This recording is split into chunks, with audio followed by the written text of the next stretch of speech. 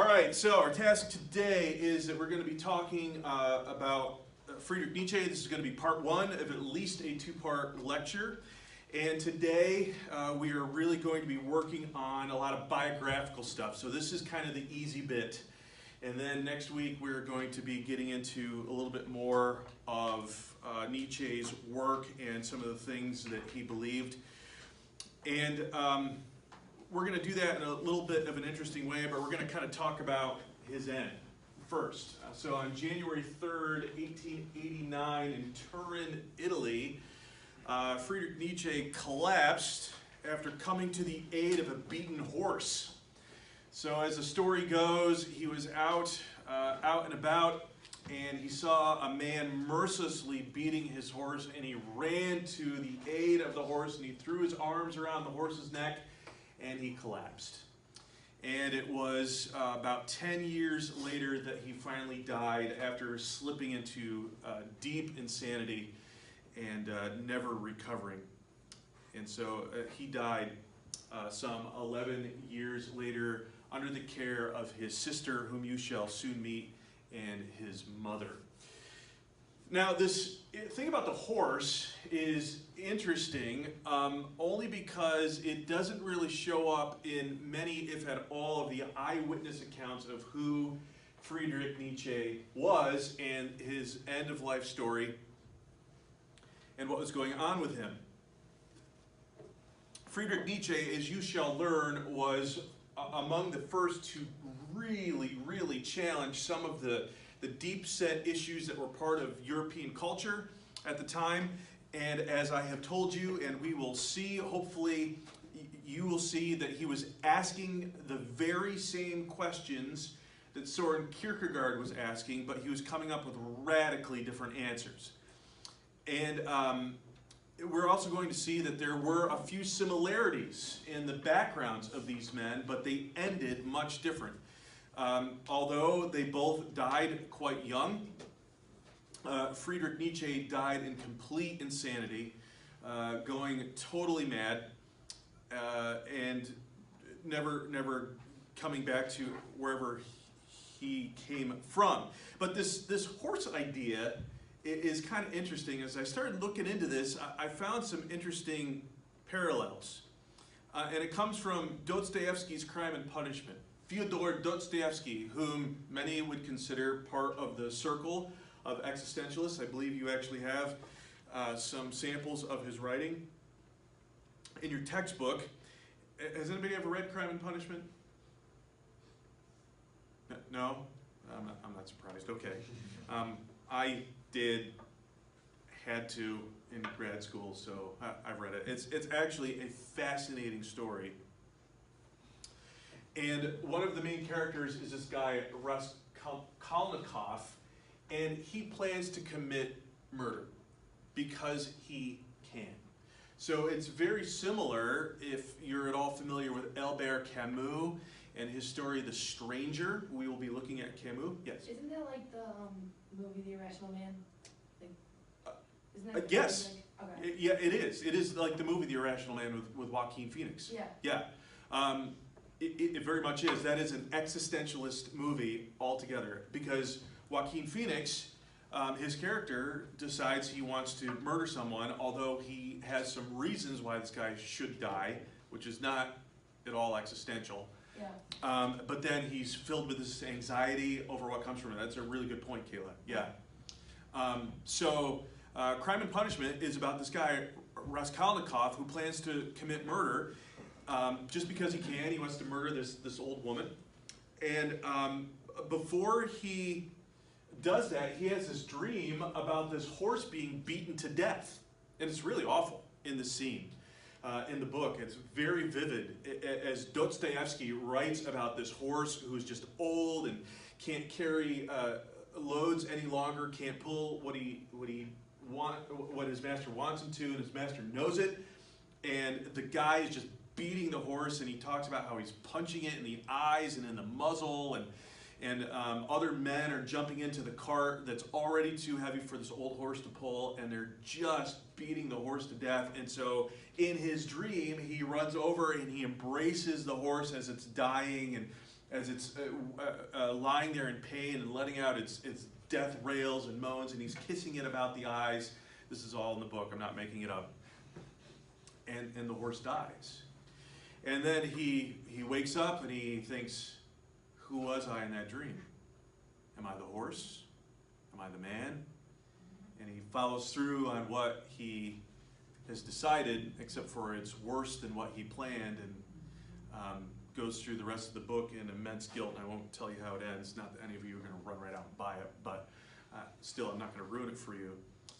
And there is a Nietzsche-Dostoevsky follow-on here, because Nietzsche said of Dostoevsky, he said that Dostoevsky, was the only psychologist, sorry, that says phycologist, that should be psychologist. He was the only psychologist, incidentally, from whom I had something to learn. So Nietzsche, like Kierkegaard, is not strictly a philosopher. In fact, I know philosophers who would say that Nietzsche is not a philosopher at all. He doesn't really philosophize, he just kind of rails. He writes in short, pithy little statements called, he doesn't write in logical arguments. He has these short, pithy statements and he just kind of rails, but a lot of it is indeed psychological. And so he says that he learned from Dostoevsky, incidentally, the only psychology that he could ever learn. So there is some kind of connection there. So as we go through our look of Friedrich Nietzsche today and next week, you can be asking the question, who or what is Nietzsche's horse? Who or what is Nietzsche's horse? In fact, I just learned a little while ago that there's a movie made a few years ago called The Horse of Turin, which is about Nietzsche and him going mad. I'm going to have to watch that and see what that's all about. So, what I'd like to do is very simply give you a biographical timeline of Friedrich Nietzsche, and then I'm going to share with you 3 important relationships that he had to kind of frame who he was. And if we get done early and there's time for questions at the end, great. We will see how that goes. So, first, you need to know that he was born in Rocken, Prussia, which is in modern-day Germany, October 15th, 1844. Born October 15th, 1844. His father was Ludwig Nietzsche. Ludwig, also known as Pastor Ludwig, was an ordained Lutheran minister. In fact, I read some things that said that Nietzsche's on Nietzsche's father's side, that the ministry went some 5 generations deep.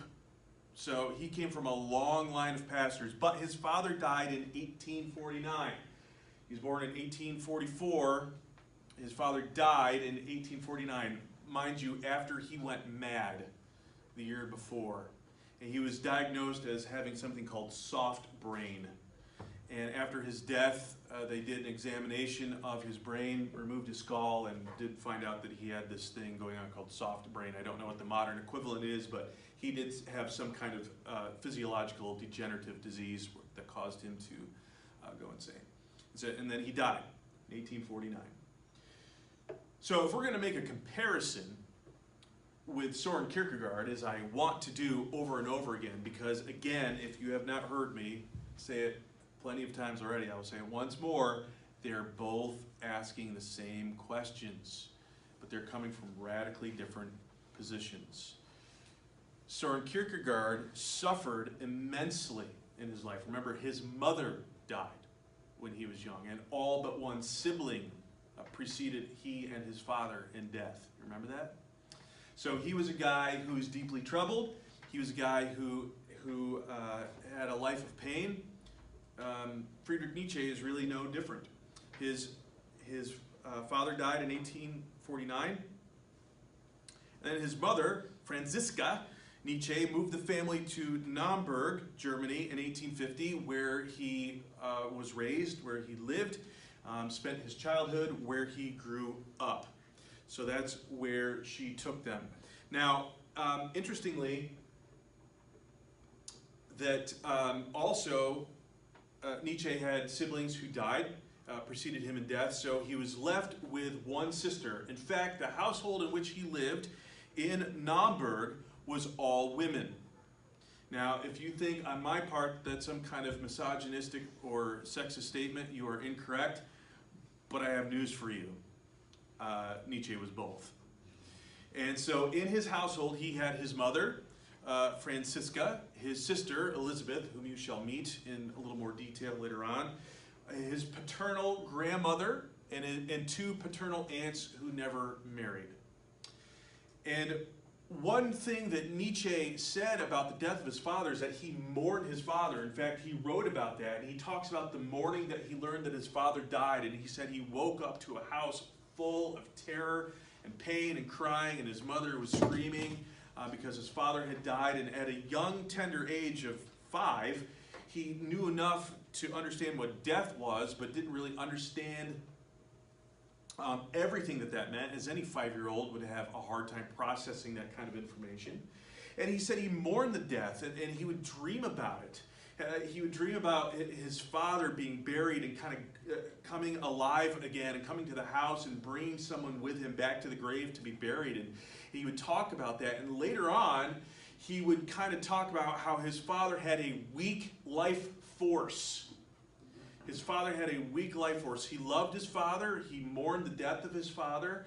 But he would say that overall his father was weak. And he did not have the power necessary to sustain him. And it's later on that Nietzsche would, he would attribute weakness to Christianity. His father was indeed an ordained Lutheran minister. And he would attribute that to it. Now, interestingly, Friedrich Nietzsche was no specimen of health. He suffered much of his life with all kinds of health problems and died early. So the thing that he said he hated the most was actually the thing that he was. Then in 1858, Nietzsche enrolls at the boarding school in Pforta in Germany, and he studies classics. Now, for those of you who don't know what that means, that means that he got deep, elbow deep into the Greco-Roman classics. He studied Greek, he studied Latin, he learned to read things like Homer's Iliad in Greek or Virgil's Aeneid in Latin, and he became enamored with those things, and he excelled in literature, classics, what we would now call humanities, and religion. In fact, we are told that he was so into religion while at this boarding school on a full scholarship that his classmates would taunt him by calling him Little Pastor, because he would be spending all his time reading the Bible, sermonizing, trying to connect the dots between what he was studying in the ancient world and what he understood to be taught to him as a young Lutheran child. So he was taunted by his fellow students, and he was called Little Pastor while he was there at school. In 1864, he graduates from there with a thesis on a 6th century Greek poet called Theognis. Now, Theognis is an interesting character. All you need to know, and you just need to make a mental note of this because this is going to come back. It's going to come back around for Nietzsche, and if you can kind of put these things together, it will help you, A, to understand that ideas never erupt in a vacuum. They just don't.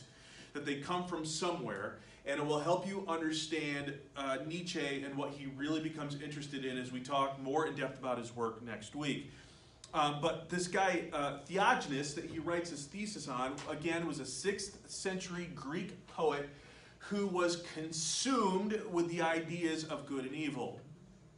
He was consumed with the ideas of good and evil and asking where do those things come from in the 6th century BC, trying to figure that stuff out. So here Friedrich Nietzsche graduates from the boarding school with his thesis on this Greek poet. Aren't you glad that it doesn't take a thesis on some really old dead dude to graduate from high school today? Most of us, me included, would we not still be there? We didn't get that done. 1865 is a watershed year for many reasons. What happened in 1865 in the United States? Civil War. What else happened in April of 1865?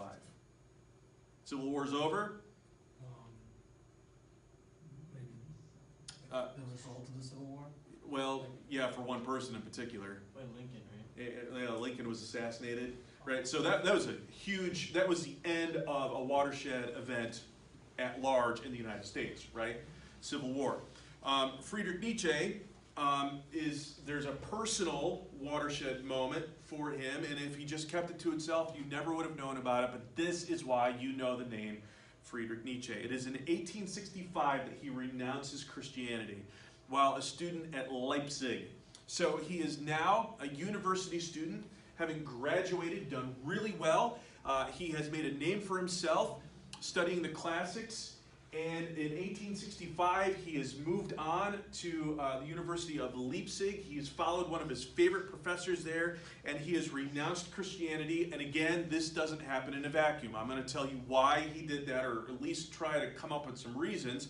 Because if he just said one day, Baghdad, I don't really believe in Christianity, and threw it all away, that really doesn't make sense, and that really doesn't make for much of a story.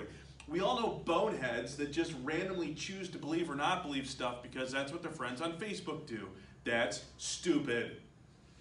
As I have told you over and over again, if you want to be a thinking person, I'm not suggesting you follow the lead of Friedrich Nietzsche. You may. I'm not on that bus. I have made that clear.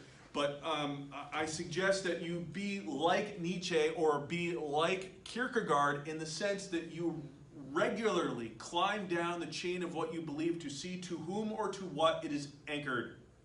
Do not randomly absorb or discard belief just because you feel like it. That's stupid. Thinking people don't do that. Thinking people actually think about why they believe what they believe. And Nietzsche did that. I disagree with him. I don't know that I could best him in a debate, although wouldn't that be fun to try? But he at least thought about why he came up with what he did. And this renunciation of Christianity is going to lead him down a road that's going to create an environment that is still with us today. Make no mistake, Friedrich Nietzsche has had a huge impact on 21st century culture right here in America, let alone 19th or 20th century Europe. It is still with us today. So, in 1865, he renounces Christianity. In 1869, he is appointed a professor of philology at the University at Basel. Now, does anybody know what philology is? Study of, anybody know what that is? Philology is what we would call the study of language. So perhaps a famous 20th century philologist that some of you would have heard of would have been J.R.R. Tolkien. He studied and taught philology at Oxford, and he would say of his magnum opus, The Lord of the Rings, that the whole thing is based on language. He created languages within that universe. He said the whole thing is based on language. So Friedrich Nietzsche was a philologist, particularly a classical philologist. So he was well-versed in Greek and Latin. And he was appointed a full professor at Basel because he's so brilliant, even before he earned his doctorate. So after he was there, they're kind of like, okay, here you go. We're just going to give it to you. You're so smart. Now that's the kind of thing that I dream about. I wake up one day, I have a PhD, hooray! That's probably the only way I'll get one. But I get that. So he's brilliant, and for 10 years, that's it. He teaches at the University of Basel, and he's got a lot of influence. And then for health reasons, in 1879, he quits. He leaves his post, and then he begins traveling all over Europe because he suffers from migraines and stomach problems, and he doesn't sleep well, and he has all kinds of things going on, and that's what leads him to Turin, Italy, because he would tend to take his winters on the Mediterranean coast. He would spend his winters in Italy and summers in Switzerland. And it was in 1889 that he collapsed there in Turin, Italy, and then died in the Weimar province in 1900. And so within those few lines there, ladies and gentlemen, we have an extraordinary life. We have someone who has experienced much of the psychological, at most, and at least the emotional upheaval of a person such like Soren Kierkegaard. We have a young man who's raised in a Protestant pastor's home, but who goes on to become perhaps among the best-known atheists in the world today, dying almost 120 years ago. We still know his name. Nietzsche is associated with atheism. If you were to randomly ask some old church lady if they know who Friedrich Nietzsche is, they'd probably say, oh, isn't he that God-hater? And that might be all that they know, and they're mostly right in that sense. But in these few little marks, he goes from the little pastor's kid, also being called little pastor, to being known as the hammer of philosophy, who wants nothing more than to dislodge Christianity from Europe, not with a scalpel, but with a sledgehammer, as opposed to Soren Kierkegaard, who's trying to reinstitute Christianity into Christendom. So we have two radically different people. So, in order to have a bit of an understanding then of Nietzsche, I want to introduce you to three relationships that he had, and then we're going to conclude with just a little tiny comparison of Nietzsche and Kierkegaard, and then we'll open it up for any questions that you have, and if we're done early, Christmas miracle for us all. Okay, I know what you're thinking, it never happens, I know, but that's my intention, all right? So let me just stop here, though, and just say, are there any questions that you might have that I might be able to answer for you? I've left out a bunch of details, but is there anything that I could help you understand or clear up for you a little bit? Okay, are y'all with me on timeline? Makes sense? Pretty cut and dried, right? Not too hard. Okay. All right, good. All right, let me introduce you to Frau Forster Nietzsche. This is Elizabeth Nietzsche, or this is Friedrich's sister. She was, after all said and done, his only living sibling. Only living sibling. Let me take you back to his childhood. Again, this is not a misogynistic statement on my point, but it is fact that Nietzsche grew up in a home of all women. His widowed mother, his widowed paternal grandmother, and his two maiden aunts, also paternal, and his sister Elizabeth. So she was his only sibling. She married a guy named Bernard Foster, who was a staunch anti-Semite. He hated Jews. He was a staunch anti-Semite. Now, if we get into the literature of Nietzsche a little bit more, you will find that he abhorred anti-Semitism. He hated Judaism, but he did not hate Jews. Does that make sense? He hated Judaism as a worldview or as a belief, and would actually say that that paved the way for its uglier, worser, it's not a word, worser little brother, Christianity, that he hated that too.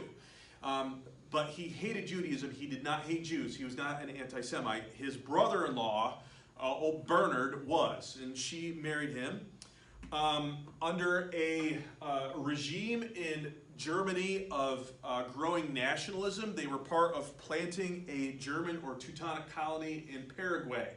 So there's this raising tide of nationalism going on in the early 19th century in Germany. Now, I want you to think about world events, because if there's one thing I want you to remember, there's more than one, but of the things that I want you to remember from this class that you can take with you elsewhere, when you're considering the validity of ideas, is that they do not erupt in a vacuum. Things are going on around them. Yes? So think about world events leading up to the first half of the 19th century, in the Americas, in the 18th century, what was the big thing that happened in North America? Around 1776. Revolution. The American Revolution. In Europe, what country had a revolution following on the heels of the American Revolution? France, right? Not too many years after that, you will see the fall of the Romanov Empire and the rise of Bolshevism in Russia. Red October, the whole that not the Hunt for Red October, excellent movie, but the whole movement of the rise of Marxism, communism in Russia. So in Germany, they're seeing these things happening, particularly the American Revolution, because make no mistake, all of Europe was watching that going, wow, did you see what just happened? 13 little folks, i.e. the colonies, just threw off the yoke of England. Nobody did that. France, centuries of monarchy, gone, effectively, with the French Revolution, and that didn't end well for them. And so Europe's going, whoa, this just happened in our backyard. And so Germany's going, hey, when do we get our chance? When do we get our chance to be significant? Which was part of the hubris that led to World War I. But here you have in the 19th century, they're going, so how do we make a name for themselves? So Germany starts colonizing. And so Frau Forster Nietzsche and her husband go and they become part of this Teutonic colony in Paraguay, which ended up not going very far. And it is Elizabeth Forster Nietzsche, after her brother's collapse and subsequent insanity, that she got literary and legal control of all of his documents. And if you are a person who immediately associates Friedrich Nietzsche with Nazism, she's why. She followed suit with her husband's anti-Semitism and started using her husband's literature to foster this anti-Semite propaganda after her husband's death. Now, I've spoken to Nietzsche experts, particularly a friend of mine at the University of Scranton, and I asked him about that because you can read biographies about Nietzsche, particularly Walter Kaufmann, who is among the world's best known Nietzsche experts, but he's a believer in Nietzsche. He's a full-on Nietzschean believer, and he would say, you can't really make the connection with the Nazis because it's just not there. Yeah, no, it is. It really is. Now, he was no anti-Semite, but you read Nietzsche and he talks about the blonde beast reveling in his victory. Okay, that sounds pretty Aryan to me. He talks about the will to power. He talks about the Übermensch, the Superman swooping in, and we'll explain that. Yeah, well, that all fits nicely in National Socialism, i.e. the Nazi Party. So it wasn't much of a stretch. So it is Frau Nietzsche who really did that, and she is the one who took his ideas and really used them for propaganda. But I want to share with you an excerpt from a letter that he wrote to her in 1865. Here's what it says. Now, what did I tell you happened in 1865 with Friedrich Nietzsche? This year he did what? I just told you. Renounces. He abandons his Christianity. Look at this letter. Every faith is infallible inasmuch as it accomplishes what the person who has the faith hopes to find in it. But faith does not offer the least support for a proof of objective truth. Here the ways of men part. If you wish to strive for peace of soul and pleasure, then believe. If you wish to be a devotee of truth, then inquire. So something happened with this guy, right? Now, I mostly agree with what he's saying, believe it or not. And those of you who know my background, I would say that having faith in something offers absolutely no proof of its objective truth. That's what I'm saying to you. Know why you believe what you believe. Regularly climb down the chain of your belief to see to whom or to what it is anchored. Just because you really believe it doesn't make it True. I agree with him. However, there is no problem with being a person of great inquiry and great faith. They are not silos. In fact, they work together. So don't be duped by Nietzscheans who would say that you cannot have both faith and reason. It's actually nonsense. But that's his letter to Elizabeth, 1865. All right, so that's relationship number one. Relationship number two of Richard Wagner, 1813 to 1883. Richard Wagner, 1813 to 1883. He wrote an opera called Tristan and Isolde. Now, this was something that Nietzsche loved. He latched on to the person of Richard Wagner and really loved him, and he loved this opera because in it he found the ideals of two Greek gods that he really liked, Dionysius and Apollo. Now, Dionysius, actually, we should take the parade that happened in Scranton not all that long ago. We should just name it after Dionysius, because that's more of a celebration of him than actually some poor old Celtic missionary. Because Dionysius is the god of booze, parties, and generally getting it on and feeling good. That's his role. And so Dionysius was kind of all about, for Nietzsche, he saw him as the embodiment of the arts.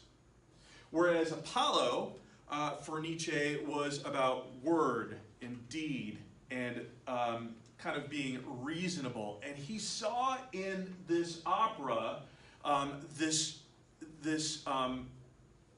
coming together of these two ideas, and he thought if he could somehow transmit that idea that would be the thing to rescue Germany from her decadence and her abject romanticism and all this stuff that was just kind of taking out the Teutonic ideal of the strong people that is becoming weak, or in Nietzsche's view, feminized. Again, don't be mad at me, I'm just saying, right? So he thought maybe this would do it. And really, Richard Wagner was a father figure to Nietzsche. Now, what did Nietzsche have? Father. So he became a father figure to him, and he also kind of had a thing for Wagner's wife, Cosima.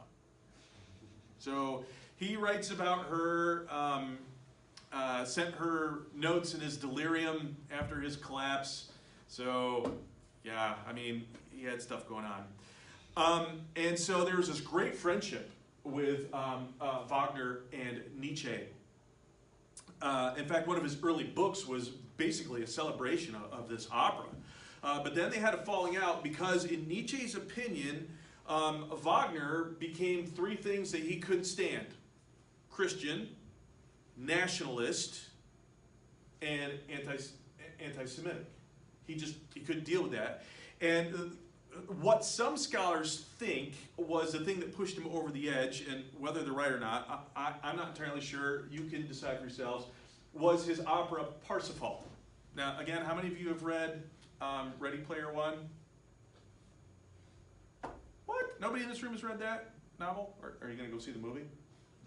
Okay, good. All right, so the avatar in Ready Player One, Wade Watts is the character, but he has an avatar in this virtual world that's been created, and his avatar's name is Parsifal, because he's on a quest. Parsifal was one of the Knights of the Holy Grail, part of the Grail legend. And in this opera, Parsifal, who is kind of like a Christian, but he's kind of like a Buddhist Christian, in this whole story, he is a hero, but he's a hero via renunciation and reconciliation. And so Nietzsche would see that and he would say, woof, that's not what I'm about. In fact, if we're going to be strong people, we don't renounce anything and we don't reconcile with nobody. If anybody's going to reconcile, it's going to be with us. We don't say we're sorry. We don't apologize. We are the powerful. So he broke his relationship with Wagner and actually wrote about it. Now, this next guy, you might think that could be an elderly picture of Wolverine. It is not. That is Arthur Schopenhauer. And this is the third relationship that Nietzsche would have had in idea at least. Nietzsche, sometime around 1865, key date, picked up what was called Schopenhauer's book, The World as Will and Representation. The World as Will and Representation. I'm not going to ask if anybody's read that. I mean, I would probably have a heart attack and die. I haven't either, but I need to. And we are told by Nietzsche biographers that when he picked it up somewhere in the school year of 1865, 1866, he picked it up and did not put it down until it was completely read. He devoured it. And in Schopenhauer, he found his intellectual heritage, if you will. Schopenhauer was among the first to say that the universe is not a rational place. He was among the first, if not the first, now this is important, to say the universe is not a rational place. I want you to think back to ancient history, i.e. your intro to philosophy class, because all of you are survivors of your intro class, and I want you to think about all the different, particularly ancient thinkers that you came across. Plato, Aristotle, perhaps even someone like Lucretius or Cicero or one of the other Stoics. It doesn't matter what school of thought they're coming from, although they might have radically different answers to fundamental worldview questions, they all assumed that the universe was a rational place that could be known. Right? Schopenhauer is among the first that says, nope, we can't know it. We're just going to have to react to it and kind of have to feel our way through it. He was known as being pessimistic and misogynistic, which is part of where Nietzsche gets his misogyny from, and he's got some really horrible quotes about what he thinks about women that I would be reluctant to even put on the screen for you to see. Just awful. He was a jerk. You would have beaten him like a bad horse in Tour in Italy if you could get your hands on him. But even though Schopenhauer said there's nothing, so he's saying that there is nothing and we can't grasp it rationally, there are some things that we can use so we don't just have to mope through life. There are some things that we can use. And so to close the gap, he said we have art, morality, and beauty. We have art, morality, and beauty. Now, Schopenhauer and Wagner would be very much in agreement with this idea of art. And so this is what Nietzsche is latching onto, and particularly this art issue. He's saying art explains reality better than logical arguments. And maybe through this Dionysian spirit, we can return to some kind of reality. We can rescue Europe from its decadence if we can think about what is through art. But you have a guy like Schopenhauer says there really is nothing, so this is kind of a coping mechanism. And by the way, we looked at one of Kierkegaard's arch nemesis, who was trying to rationalize the world through the lens that there is a God. Schopenhauer says, no, we're gonna de-rationalize the world, and there is no God.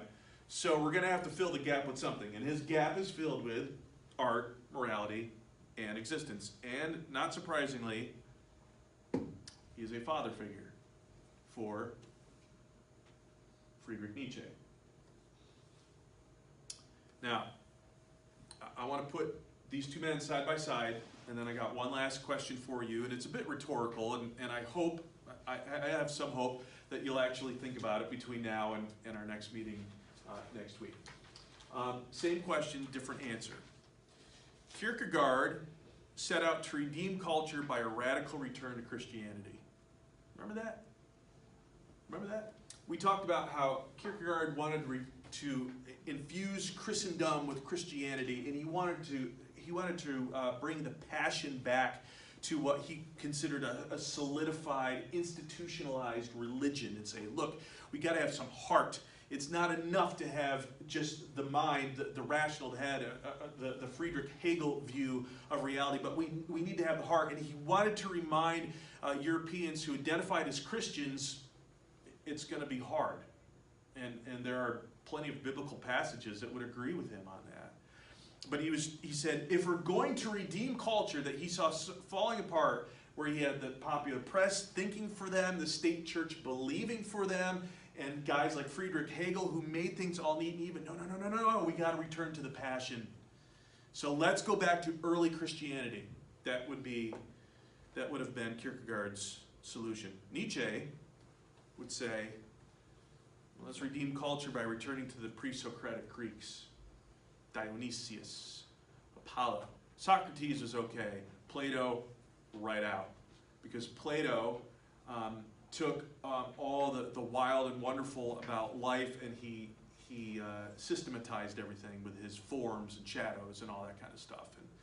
And Nietzsche hated that, and you're going to see that. But hopefully you can both see they're trying to speak into the malaise of Christian Europe. And I would agree with both of them that there was this institutionalized, solidified, stony, hard, cold malaise in Christianity, in Europe, where it became easy. And they're both trying to shake them out of it. But again, if you can remember back to the ancient days of your intro class, they both can't be right. Law of non-contradiction. They both can't be right. So here's my last question. It is a bit gruesome, and it is rhetorical. But I want you to think about the horse of Turin, Nietzsche's horse. What is this horse?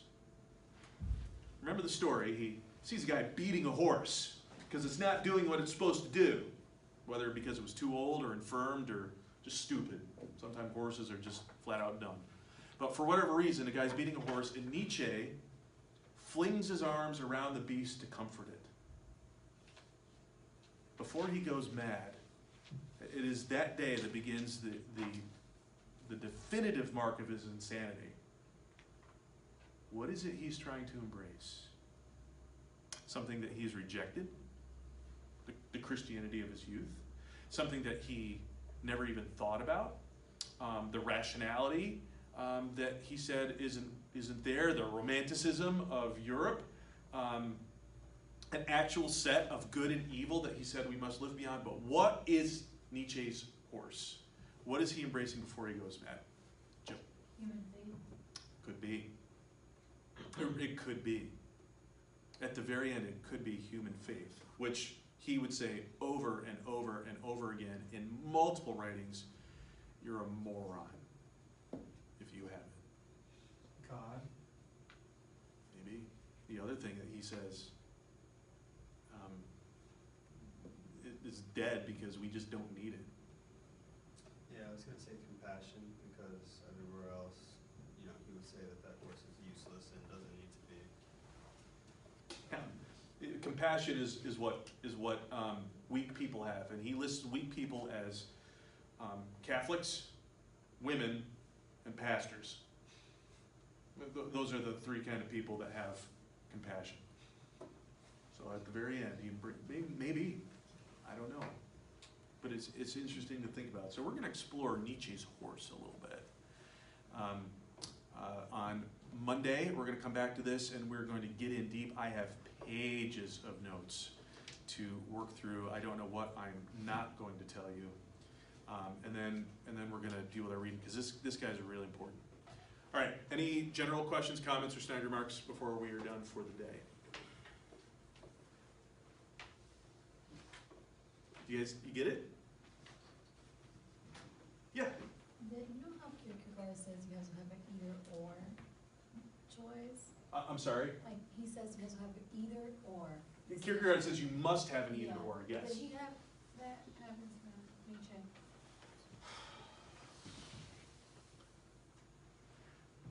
Yes, but again, from a different place. So Nietzsche, for Nietzsche, one of his big things was, are you a sheep or are you a wolf? You're either one or the other. And to be good for him is to say, if I'm a wolf, I'm going to be a wolf. Do what wolves do. To be evil would say, well, I'm going to be a sheep and I'm going to rise above. Do you remember Kierkegaard saying, particularly in Fear and Trembling, that Abraham was a true knight of faith because he rose above mere morality? Remember that? Nietzsche is saying the same thing. He's saying that the traditional right and wrong, good and evil, have to be done away with, and there has to be something above it. So he was always looking for, how do we get above that? But to climb that or transcend that difference for him was much different than his predecessor. Did I answer your question? Okay, good. Anyone else? All right. Don't forget, we do not have class on Friday. I hope you guys have a great weekend. Please be careful out there, and I will see you on Monday.